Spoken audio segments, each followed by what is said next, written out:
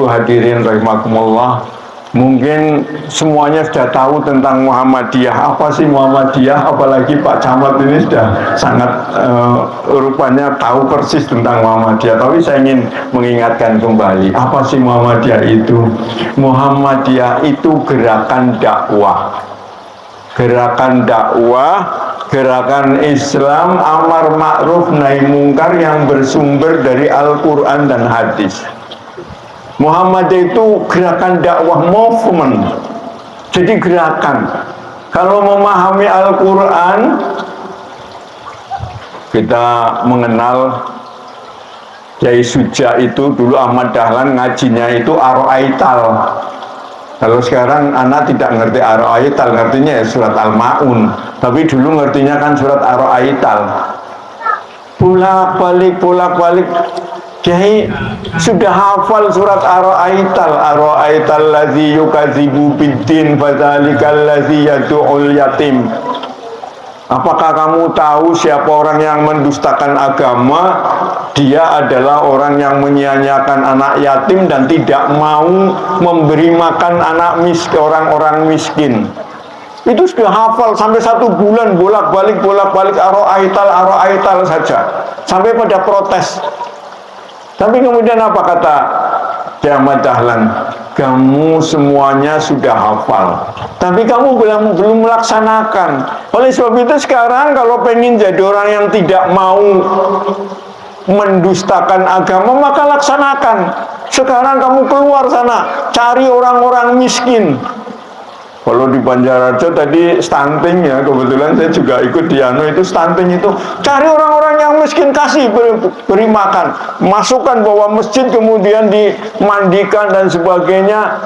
Lalu lahirlah apa yang disebut dengan panti asuhan anak yatim, panti asuhan jompo, panti asuhan bermacam-macam. Itu dari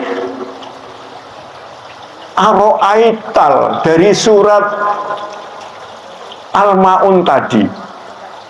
Ini movement, ini adalah gerakan. Jadi memahami Al-Quran bukan hanya sekedar baca. Apa kalau membaca Al-Quran tidak tahu artinya lantas tidak berarti? Berarti. Orang tidak membaca Al-Quran, tidak ngerti artinya juga itu sangat berarti bagi seseorang. Tapi tentu saja tidak seperti kalau kita memahami kemudian mengamalkan. Coba Pak, kalau ada orang suruh mindahkan air dari sini ke sana menggunakan keranjang, apa itu berarti apa tidak? Mungkin orang mengatakan, oh tidak ada artinya. Ya ada artinya, baru diambil lagi, bolong lagi, diambil lagi, bolong lagi, ya tidak akan bisa sampai. Tapi berarti, artinya apa? Artinya paling tidak si keranjangnya itu akan menjadi bersih. Orang membaca Al-Quran juga sama seperti itu. Meskipun tidak tahu artinya, tidak bisa memahami, tapi dengan membaca Al-Quran, paling tidak ala bizikrillahi tatmainnul qulub. Paling tidak dengan membaca Al-Quran, maka hati Anda, hati kita akan menjadi tenang. Itu manfaat dari Al-Quran. Tapi apa cukup dengan itu? Tidak. Muhammadiyah itu movement. Muhammadiyah itu pergerakan. Ketika memahami Al-Quran, bergerak. Bagaimana sih isi dari Al-Quran ini? Ketika ada wal yahsan ladzina law taraku min khalfihim dzurriatan di'afa, hendaklah kamu takut kalau di belakang kamu nanti ada keturunan yang dhaif, yang lemah. Maka Muhammadiyah kemudian bekerja. Ibu-ibu dari Aisyah kabupaten itu yang menangani stunting, menangani apalagi Bu, itu yang paru-paru, TB paru, apa itu dari Aisyah. Nah, jadi bukan hanya sekedar tahu itu. Jadi kalau Pak Camat tadi ada di Banjarraja ada stunting, insya Allah kalau pimpinan cabang Muhammadiyah kalau pimpinan cabang Muhammadiyah Banjarraja tidak aktif di situ, teman-teman, ya, kerjakan apa yang ada di program pemerintah Banjarraja, paling tidak supaya ikut memajukan dan mencerahkan. Jangan cuma tertulis saja, tapi movement. Kita bergerak. Ideologi Muhammadiyah tadi berdasarkan Al-Quran dan hadis. Tapi Al-Quran dan hadis dalam memahami itu ada 3 macam. Yang pertama apa? Yang pertama independen. Muhammadiyah itu tidak ikut satu mazhab, tidak ikut pada ulama tertentu, tidak. Tapi mana yang paling pas sesuai dengan Al-Quran dan yang paling kira-kira sesuai dengan masyarakat, maka namanya majelis tarjih. Ulama Muhammadiyah itu namanya majelis tarjih. Tarjih itu apa? Tarjih itu yang paling kuat, bukan yang paling benar. Jadi yang benar itu semua barangkali yang lain juga benar, tapi yang paling kuat adalah yang diambil oleh Muhammadiyah. Maka disebut dengan majelis tarjih. Independen, tidak memihak pada satu mazhab, tapi bukan berarti tidak menggunakan mazhab. Mazhab-mazhab yang baik dipakai, tapi tidak berdasar pada satu mazhab. Ini independen.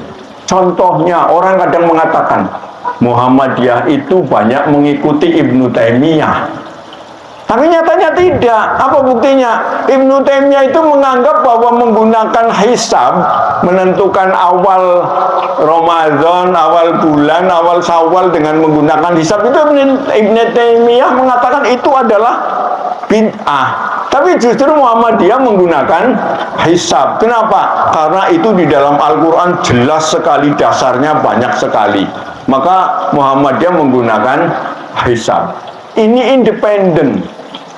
Tapi di sisi lain, aula mastumun nisa, kalau di dalam itu mazhab Syafi'i itu mengatakan aula mastumun nisa itu lamsun itu ya bersentuhan. Kalau laki-laki dengan perempuan bersentuhan, maka sudah batal. Tapi Muhammadiyah memahami dari Al-Quran, dari sunnah Rasulullah mengangkat itu. Dan lamsun itu diartikan sebagai bersetubuh. Maka kalau hanya bersentuhan saja tidak batal. Tapi bukan berarti sentuh-sentuhan gitu. Kalau sentuh-sentuhan tentu saja menjadi batal. Ini contoh. Muhammadiyah yang pertama memahami Al-Quran itu dengan independen. Yang kedua komprehensif. Ketika ada satu hadis, ada satu ayat, tidak langsung diambil begitu saja. Pak, kita sering, siapa yang menggunakan kainnya di bawah mata kaki, maka neraka tempatnya, gitu ya. Itu ada hadisnya memang betul, tapi banyak sekali hadis-hadis yang lain. Contohnya siapa? Abu Bakar As-Siddiq radhiyallahu an, ketika Rasulullah mengatakan seperti itu, kemudian tanya kepada Rasulullah, ya Rasul, saya ini gamisnya melorot terus, apa saya masuk ke dalam neraka? Oh tidak, kamu bukan termasuk yang isbal, gitu ya. Jadi tidak kemudian, wah, ciri Muhammadiyah kudune sing aliran katok congkrang. Tidak. Karena apa? Karena memahami Al-Quran, memahami hadis itu dengan komprehensif. Pak Kiai Ahmad Dahlan itu pakai jenggot seperti Pak Toha pakai jenggot ya Pak? Pakai jenggot. Memang dianjurkan pakai jenggot nggak apa-apa. Tapi itu adalah sunnah adi, sunnah adat. Orang Arab itu kan badannya kerang-kerang gitu ya. Sehingga pakai jenggot pas gitu. Ki Ahmad Dahlan pakai jenggot apa aja. Tapi mungkin kalau saya pakai jenggotnya cuma 5 iji, maka tidak pas. Itu adalah itu merupakan satu hadis, merupakan hadis yang adi, bersifat adat. Tidak harus kemudian di Indonesia kita pakai gamis, ya tidak. Kalau di Indonesia pakainya belangkon, ya pakai belangkon boleh, tapi tidak diharuskan. Pakai sarung, ya pakai sarung. Kalau Muhammadiyah pakai celana, pakai jas, itu sudah biasa, nggak apa-apa. Jadi memahami Al-Quran di dalam Muhammadiyah, memahami hadis itu dengan komprehensif. Bukan hanya satu hadis. Dalam ibadah sama Pak. Bismillahirrahmanirrahim. Itu hadisnya kalau kita lihat itu ada sekian puluh. Ada yang mengucapkan, ada hadis yang mengatakan Rasulullah itu baca bismillah tapi sir. Bismillahirrahmanirrahim. Alhamdulillahirabbil alamin. Ada yang bacanya jahar, Bismillahirrahmanirrahim. Ada yang langsung Alhamdulillahirabbil alamin. Lantas mana yang diambil? Muhammadiyah kemudian di dalam majelis tarjih yang paling kuat diantaranya adalah Bismillahnya sir, kemudian Alhamdulillahirabbil alamin. Itu diambil, jadi tidak kemudian mengambil salah satu itu dianggap yang lain salah, tidak. Sampai pernah saya ada yang mengatakan Muhammadiyah itu pun kalau doa iftitah Allahumma ba'id baini wa baina khotoyaya kama ba'da, apa tidak boleh? Boleh. Ada 11 macam doa iftitah, ada 11 macam. Ini wajah tu wajah. Kenapa kok Muhammadiyah pakainya Allahumma ba'id? Ya iya, orang itu kan punya sesuatu, organisasi itu punya identitas.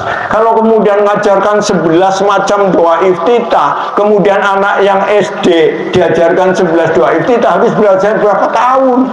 Oleh sebab itu harus ada ciri khasnya, biar supaya nanti ketika ujian itu pada di Muhammadiyah itu rata semuanya, maka satu yang dipakai. Allahumma ba'id baini wa baina. Jadi itu cuma sekedar identitas saja. Tapi Muhammadiyah mengakui semuanya yang lain. Selama itu adalah benar, selama itu adalah hadisnya sahih. Bahkan sekarang bukan hanya ada hadis sahih. Muhammadiyah tidak berdasarkan hanya hadis sahih, tapi hadis hasan, hadis yang baik yang diterima diambil oleh banyak oleh ulama, oleh ahli hadis, itu diterima oleh Muhammadiyah, gitu ya. Jadi Muhammadiyah dalam memahami Al-Quran, hadis itu komprehensif. Yang ketiga apa? Yang ketiga integratif. Semua bisa masuk selama itu sesuai dengan Al-Quran, tapi sesuai dengan masyarakat. Contohnya apa? Yang paling gampang itu zakat. Zakat itu ibadah mahdoh, semua sudah diatur oleh Rasulullah, semua sudah ada di dalam Al-Quran. Tapi zakat itu adalah ibadah mahdoh yang maliyah ijtimaiyah. Apa artinya? Bersifat kemasyarakatan dan ekonomi. Oleh sebab itu disesuaikan dengan kondisi masyarakat. Kalau dulu siapa yang berhak menerima zakat? Innamas shadaqatu lil fuqara wal masakin wal amilin dan seterusnya. Sedekah itu, zakat itu diberikan kepada fakir miskin. Sekarang orang yang diberi zakat fakir miskin diberi, malam itu diberi habis. Maka Muhammadiyah kemudian buat lazismu, lembaga amil zakat Muhammadiyah. Untuk apa? Salah satu diantaranya adalah zakat produktif. Duitnya tidak langsung malam itu diberikan kepada semua fakir miskin, tapi dikelola. Itu ada orang yang pedagang cilok, tidak punya gerobak, diberikan gerobak. Kalau dulu kan tidak boleh seperti itu. Ini mulai integratif antara masyarakat dengan ajaran agama itu supaya bisa klop. Guru, maaf, mungkin Pak Camat tidak tanya guru honorer di SD itu berapa gajinya, gitu ya Pak. Kalau saya tanyanya di guru Muhammadiyah saja. Guru Muhammadiyah itu gajinya kalau yang honorer berapa? Maka zakat itu, amil zakat kemudian dibuat untuk kesejahteraan, untuk beasiswa, untuk kesejahteraan guru. Karena apa? Guru itu akan bermanfaat untuk, nah ini integratif. Jadi Muhammadiyah memahami Al-Quran dan hadis bukan sekedar bacaan saja, tapi juga harus komprehensif, tapi juga harus bermanfaat. Karena Muhammadiyah itu merupakan movement. Muhammadiyah itu adalah pergerakan. Yang berikutnya, para bapak dan ibu, Muhammadiyah itu, ciri Muhammadiyah adalah tajdid. Tajdid itu pembaharuan. Apa? Ajaran agama mau pembarui? Tidak. Tajdid itu ada dua macam. Yang pertama yang disebut dengan purifikasi, pemurnian, dan yang kedua yang disebut dengan dinamisasi, perubahan. Purifikasi itu apa? Pemurnian kembali. Bagaimana memurnikan Al-Quran dan memurnikan ajaran Rasulullah? Gampang sekali, Pak. Saya kebetulan, maaf, dulu di Universitas Unma Majalengka itu saya mengajarkan Islamologi, bukan Islam, bukan pendidikan Islam, tapi Islamologi, yang guru-guru olahraga mestinya banyak kenal dengan saya. Ciri Islam itu apa? Ciri agama itu apa? Salah satu ciri agama adalah universal. Semua di Jakarta ya begitu, di Arab ya begitu, di Brebes, Banjarharjo ya begitu. Itu ciri agama, universal. Ketika orang sholat, semua menghadap ke arah Ka'bah, dimulai dengan Allahu Akbar. Semua mengucapkan Allahu Akbar. Ketika mengucapkan waladhdallin, di Jakarta mengucapkan amin, di Mekah mengucapkan amin, di Jawa Tengah juga mengucapkan amin. Ini namanya universal. Tapi kalau tidak universal, itu barangkali agama, tapi sudah ada di dalamnya budaya. Baca la ilaha illallah. Universal apa tidak? Universal. Semua di sana. Di Arab mengucapkan la ilaha illallah. Di Jakarta la ilaha illallah. Di Banjarharjo juga la ilaha illallah. Tapi kalau sudah sampai pada Jumat Kliwon, maca la ilaha illallah. Jakarta ada Jumat Kliwon apa tidak? Di Kalimantan ada Jumat Kliwon apa tidak?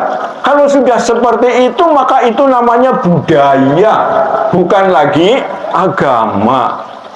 La ilaha illallah sangat dianjurkan. Tahlilan itu kan dalam Islam kan sangat dianjurkan. Muhammadiyah itu juga harus tahlilan. Apa? Tahlilan itu halala yuhalilu tahlilan. Tahlilan itu artinya membaca la ilaha illallah. Jadi semua harus tahlilan. Tapi ketika sudah neng Kalimantan orang ana sadina, rong dina, pitung dina, patang puluh dina. Kemudian di Jakarta tidak ada, di Papua tidak ada, di Mekah tidak ada. Maka kalau ada yang 1 hari, 2 hari, 3 hari, 7 hari, itu 1 hari, 2 hari, 7 harinya namanya budaya, bukan termasuk bagian dari agama. Ini harus dipisahkan. Jadi ini Muhammadiyah itu berusaha purifikasi untuk mengembalikan kembali. Baca la ilaha illallah, tapi jangan terikat dengan hari ke-1, ke-2, ke-3, dan 40, 1000, dan seterusnya. Kapan saja dibaca la ilaha illallah, la ilaha illallah, itu dibaca. Ini dalam rangka pemurnian. Contoh yang paling gampang, berobat di dukun dengan berobat di dokter. Maaf Pak, kira-kira apa sih bedanya? Kok katanya di dukun tidak boleh? Ya sekarang, kalau dulu ada 3 dukun. Dukun bayi, dukun sunat, baru dukun pengantin. Sekarang masih ada nggak dukun bayi? Tidak ada ya. Dukun bayi ada Bu.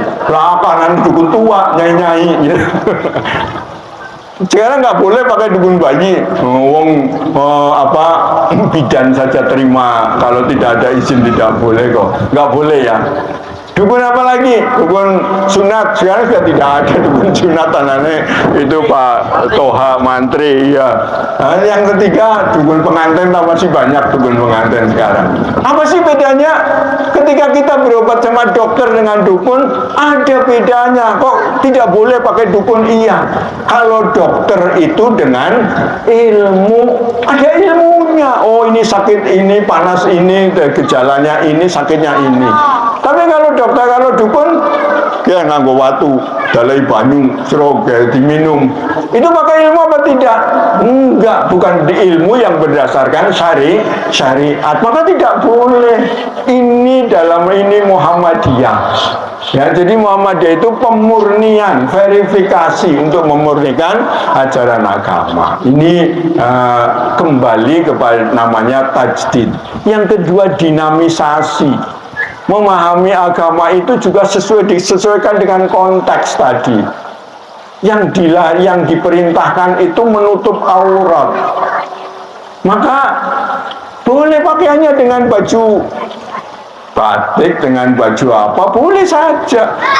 Kalau harus pakai apa ini jubah, wah dari Kodim mau sholat harus pakai jubah, ganti dulu gitu ya dari Kapolsek. Enggak, nutup aurat. Nah, disinilah Muhammadiyah itu tidak istibahah, tapi juga tidak dilarang, tidak serba dilarang. Istibahah itu apa? Serba boleh. Apa Muhammadiyah serba boleh? Tidak. Buktinya apa? Rokok Muhammadiyah mengharamkan. Alhamdulillah di sini nggak ada yang merokok ya Pak. Nggak ada di sini nggak ada yang merokok. Kalau nanti di rumah merokok nggak, bukan urusan gitu ya. Artinya bahwa Muhammadiyah itu nggak kemudian memperbolehkan semua diperbolehkan, tapi Muhammadiyah juga memperbolehkan sesuatu yang itu merupakan fitrah manusia. Contohnya apa? Seni. Pak Warlan itu juara seni, juara seruling di tingkat apa Pak? Iya, itu boleh, nyanyi boleh, selama tidak bertentangan dengan ajaran agama, boleh sana. Orang perempuan aktivitas mau senam, mau apa boleh. Ini dalam rangka ajaran agama Islam. Dalam Muhammadiyah ada yang dinamakan tajdid. Tajdid yang purifikasi satu, yang kedua adalah dinamisasi. Ada dinamis terus. Muhammadiyah berkembang. Maka jangan heran Pak, kalau mendengar ada konglomerat yang sekian hartanya triliun, Muhammadiyah itu punya apa? Punya perguruan tinggi saja 170. Mestinya sudah tidak boleh lagi ada perguruan tinggi di Jawa Tengah. Tapi ini tadi Pak Camat bicara tadi, katanya di Bumiayu dan Pakuyangan Stimik itu mau dijadikan Universitas Malik Fajar namanya, gitu ya. Ini lagi dia. Padahal sudah cukup bisa keki. Rumah sakitnya ada berapa? 280, 3.000 PKU Pratama.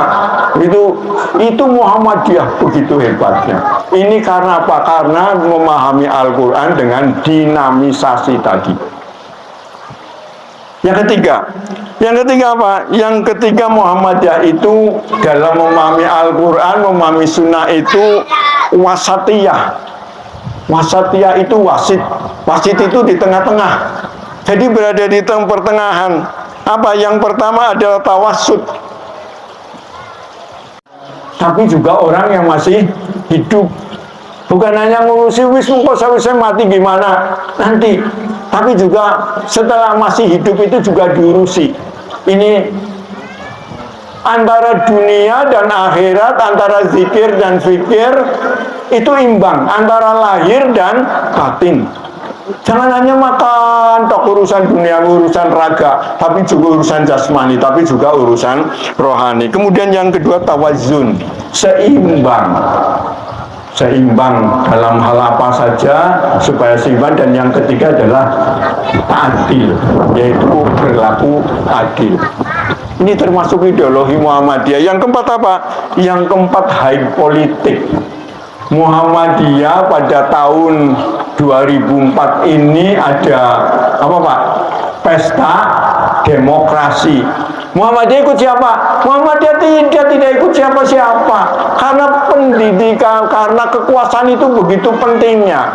Maka kalau sampai Muhammadiyah ikut pada satu pihaknya kebetulan tidak menang, nanti waduh beratnya bukan main.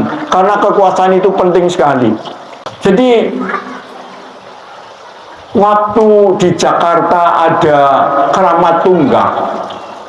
Yang di Jakarta ada ya Pak, kenal keramat tunggak ya? Keramat tunggak itu apa? Tempatnya lokalisasi BTS. Mubalik semua ngomong, itu hentikan lokalisasi, nggak bisa. Tapi ketika Setioso jadi gubernur, tanda tangan red, hanya dengan tanda tangannya Pak Gubernur, Keramat Tunggak berubah dari lokalisasi menjadi Islamic Center. Betapa pentingnya. Maka Muhammadiyah itu tidak berpihak pada salah satu. Boleh di Muhammadiyah itu ada yang dari PDIP, ada yang masuk ke PAN, PKS, apa. Kalau umat tak pirang-pirang. Ya, yang paling banyak itu di Partai Umat. Ya. Muhammadiyah itu high politik. Tidak kemudian bicara tentang siapa calon presidennya, Pak Ganjar, apa Pak Pranowo, apa Pak Subianto, Pak Anies, bukan satunya Pak Prabowo, apa Pak Anies. Tidak. Silakan pilih. Hanya Al-Quran kembali. Muhammadiyah itu berdasarkan Al-Quran dan hadis. Maka dalam memilih pemimpin pun harus sesuai dengan Al-Quran. Apa contohnya dalam Al-Quran? Surat At-Taubah itu mengatakan jangan kamu pilih orang yang menjadikan agama kamu sebagai bahan mainan dan sendaguro. Orang tau nganggo peci barang penyalon nganggone peci, orang tau nganggo jilbab barang mencalon nganggone jilbab. Itu termasuk laibah walahwa. Itu dari Muhammadiyah berdasarkan Al-Qur'annya, bukan karena tidak boleh. Boleh. Rektor IKIP dulu namanya IKIP Muhammadiyah, Muhtar namanya, Muhtar siapa itu dari PDIP, nggak apa-apa. Sekarang itu kalau dari Brebes itu ada calon dari PDIP dari daerah Bumiayu ya, Pak Fauzan Amar itu juga dari PDIP dan itu juga baik. Tapi ketika sudah harus memilih pada orangnya, sesuaikan dengan Al-Quran. La yattahidil mu'minunal kafirina awliya amin dunil mu'minin. Jangan kamu menjadikan wali pimpinan kamu sebagai orang-orang kafir. Jangan ngambil sampai itu. Ini hanya tuntunan Al-Qurannya. Tapi Muhammadiyahnya tetap high politik. Siapa saja ditampung, Muhammadiyah ada di mana-mana. Ya, tapi jangan menjadikan Muhammadiyah sebagai kendaraan politik, tapi jadilah politik itu untuk Muhammadiyah. Ini yang dimaksudkan yang seperti itu. Kemudian yang kelima, gerakan budaya. Muhammadiyah itu kalau mendirikan apa-apa bukan dari mana-mana, tapi dari bawah. Dari bawah.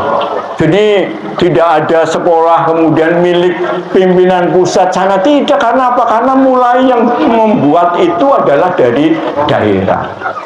Hadirin rahimakumullah, Muhammadiyah, gerakan dakwah Islam, gerakan amar ma'ruf nahi mungkar.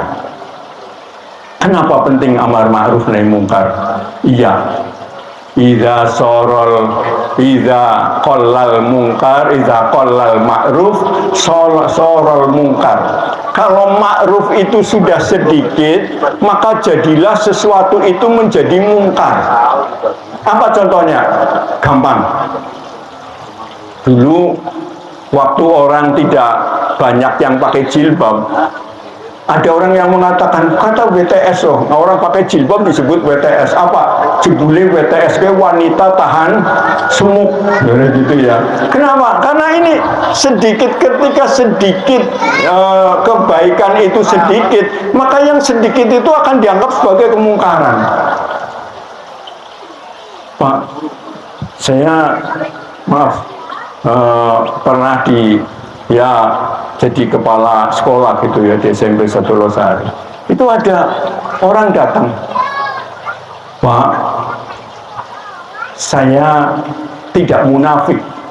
Kalau saya dikasih juga bareng-bareng mau kok, gitu ya. Jadi orang dikasih apa barang haram misalnya, itu dianggap, kalau tidak mau dianggap sebagai munafik. Artinya munafik itu apa sih? Munafik itu kan mestinya di dalamnya tidak baik, tapi ditampakkannya baik. Tapi sekarang itu berbeda, pengertian munafik itu berbeda. Pengertian munafik sekarang apa? Kalau ada artis pakai roknya yang pendek sekali, saya juga tidak munafik kok, saya pengen pakai kelihatan yang aduhai gitu ya. Itu yang munafik yang seperti itu. Kalau ada orang pejabat disuap tidak mau, itu akan dikatakan, ya munafik, wong pengen kok orang gelem. Ya. Ini munafik sekarang pengertiannya sudah berbeda. Bahkan kalau mungkin ada gadis punya pacar kemudian dicium tidak mau, lah munafik, wong pengen kok orang gelem, gitu ya. Ini pengertian sudah beda sekali. Oleh sebab itu perlu ada amar ma'ruf nahi mungkar. Kenapa seperti itu? Ini Rasulullah yang menyampaikan. Bada'al Islamu ghariba wa sayaudu ghariba. Islam itu datang pertama kali dalam keadaan asing, dan nanti Islam itu juga akan menjadi asing. Ketika pertama kali Islam datang, wah, orang siapa menghukumi itu cukup dengan kekuatan dan dengan pedang. Siapa yang berani, yang paling kuat, itulah yang menang. Banyak sekali anak-anak yang lahir perempuan bisa dibunuh. Itu sudah biasa. Ya, hanya beberapa kabilah memang tidak. Dan banyak lagi contoh yang lain. Tapi Rasulullah mengatakan wasaya untuk hariba. Karena Islam itu baik, kemudian Islam berkembang. Tapi kata Rasulullah wasaya untuk riba, nanti Islam akan kembali menjadi asing. Kok menjadi asing? Iya. Coba Pak, kalau orang jahiliyah konon derajat wanita itu berada di bawah. Islam kemudian mengajarkan al-jannatu tahta aqdamil ummahat, bahwa surga itu di bawah telapak kaki ibu, dihormati betul-betul. Tapi apa yang terjadi? Sekarang itu dengan nama emansipasi ada yang namanya Miss World, ratu kecantikan. Orang perempuan bukan hanya dilihat oleh satu kelompok saja, tapi dilihat melalui TV. Lenggak, lenggok, lenggak, lenggok. Itu jauh.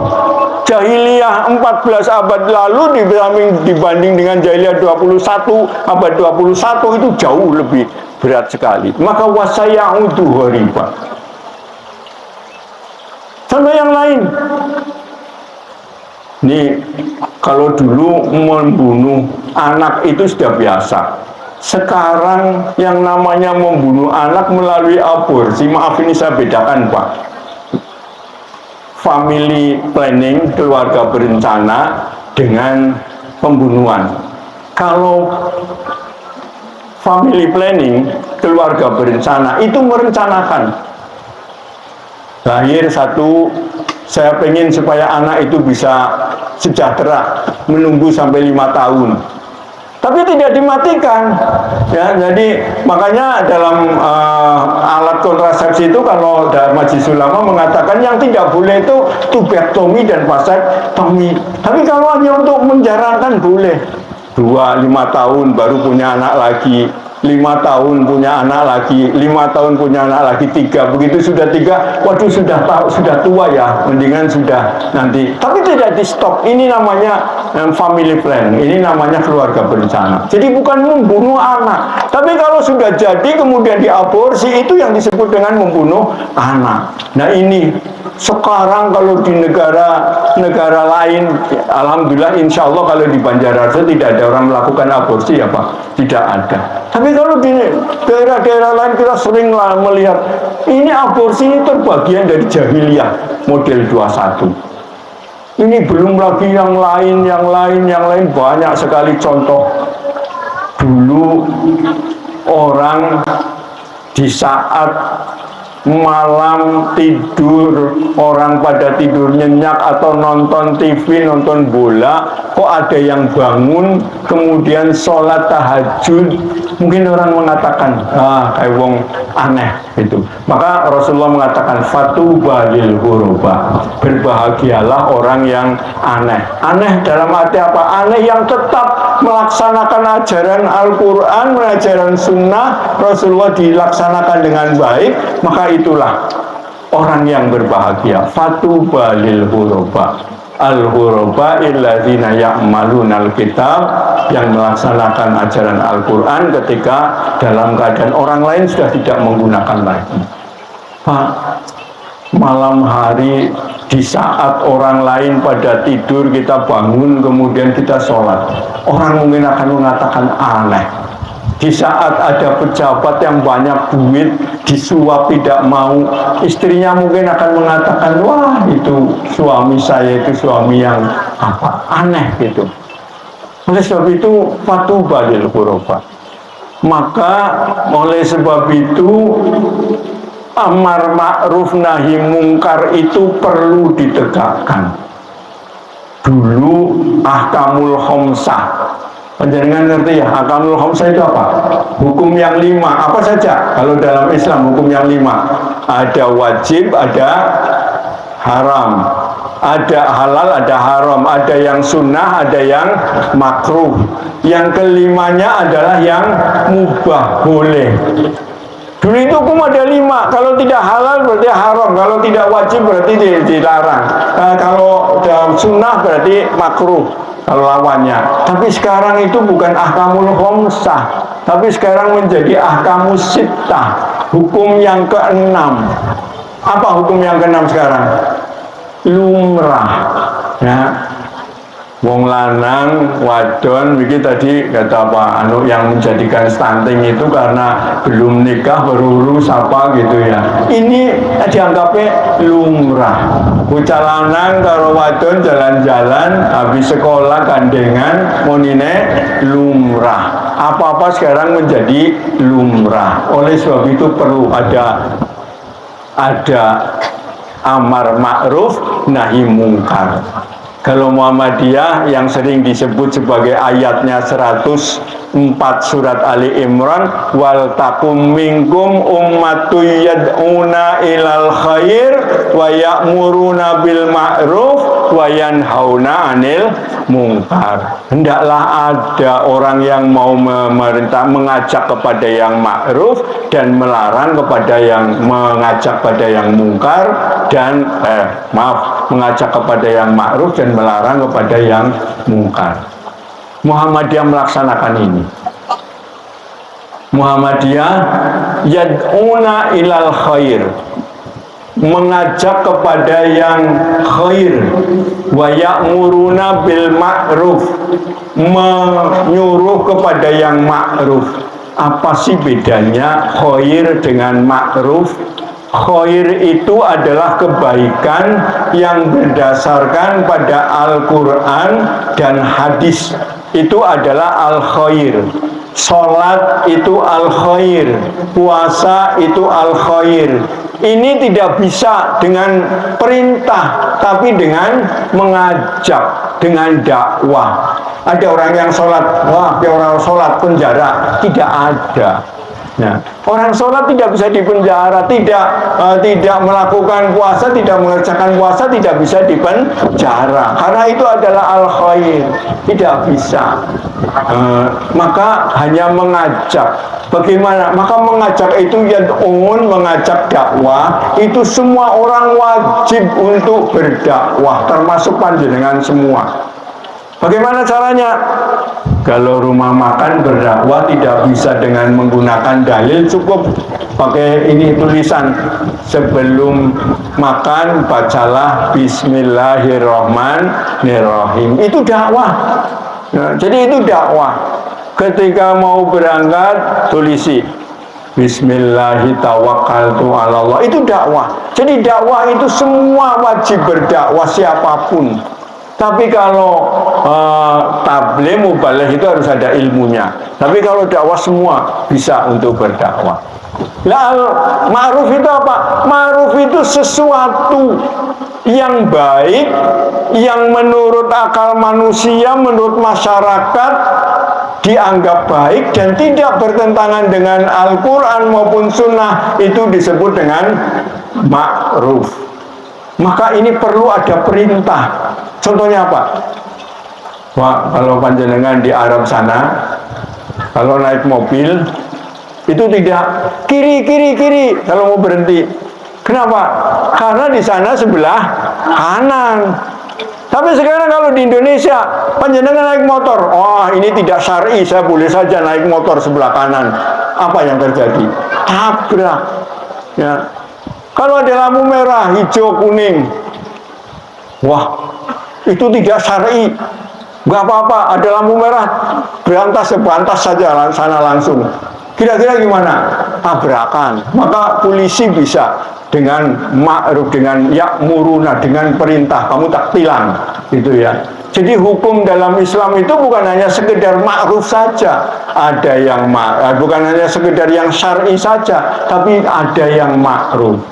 Ada 4 macam hukum, Pak, di dalam Islam. Yang pertama, Pak, Yang pertama yang disebut dengan syar'i, yaitu sesuai dengan Al-Quran maupun hadis. Yang kedua yang disebut dengan hukum adi, hukum adat. Tadi kalau lewat naik mobil itu, naik motor sebelah kiri, jalan sebelah kiri, itu hukum adat. Itu harus kita patuhi. Kalau bagi waris di Arab itu tidak ada gonogini, tapi di Indonesia ada gonogini.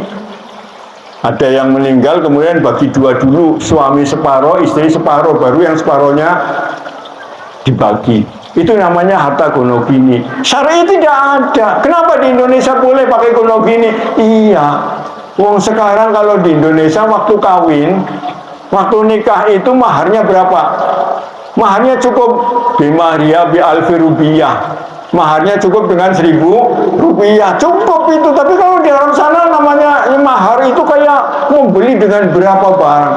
Setelah itu yang memberi makan, yang memberi apa, itu suaminya, istrinya itu hanya di dalam rumah saja. Tapi sekarang istrinya jadi pegawai, jadi guru. Mau berangkat anaknya digendong, pulang nanti mau berangkat sudah menyiapkan sarapan untuk suaminya, pulang nanti gendong anaknya lagi, mau tidur masih doyok-doyok karo suaminya, gitu ya. Jadi usaha bareng-bareng, makanya ada gonogini. Ya, ini beda, maka ini termasuk adi, termasuk hukum adat. Yang ketiga apa? Yang ketiga hukum qadhi. Qadhi itu hukum pemerintah, jurisprudensi yang dibuat oleh pemerintah selama tidak bertentangan dengan ajaran agama. Contohnya apa? Kalau ada orang menikah, itu begitu sudah menikah, kemudian suaminya mengucapkan taklid talak. Apabila 1-3 bulan tidak memberikan nafkah lahir maupun batin, kemudian istri tidak menerima lantas mengadukan masalahnya ke pengadilan, maka jatuhlah talak yang pertama. Itu namanya qadhi, hukum qadhi, jurisprudensi. Selama tidak bertentangan dengan Al-Quran tidak apa-apa, selama itu untuk kemaslahatan masyarakat. Yang keempat apa? Yang keempat adalah al-islah, damai. Lizakari mislu hadzil unsayain. Ketika bagi waris orang laki-laki mendapatkan 2 bagian, sementara perempuan mendapatkan 1 bagian. Kalau orang Jawa mengatakan sak gendongan sapi kulan. Tapi apa itu harus sudah seperti itu? Tidak, boleh islah. Si anak laki-lakinya islah melas ya anak adinaku wadon. Itu ya, bagian saya berikan untuk adik saya. Itu islah, tapi hukum dilaksanakan dulu. Itu boleh seperti itu. Maka Muhammadiyah salah satu diantaranya adalah selain movement, juga itu gerakan amar ma'ruf nahi munkar yang bersumber dari Al-Quran. Para bapak dan ibu, kayongnya rada ngerungokaknya sudah jadi lebih cepat, lebih baik gitu ya. Nanti kalau selesai kemudian nanti akan diadakan mustab dan lebih cepat gitu ya. Sehingga saya cukupkan sampai di sini segala kekurangan. Kalau saya tadi ngomong ada yang kurang, ada yang melenceng dan sebagainya, saya juga mohon maaf. Nasru minallah wa fathun qarib. Assalamualaikum warahmatullahi wabarakatuh.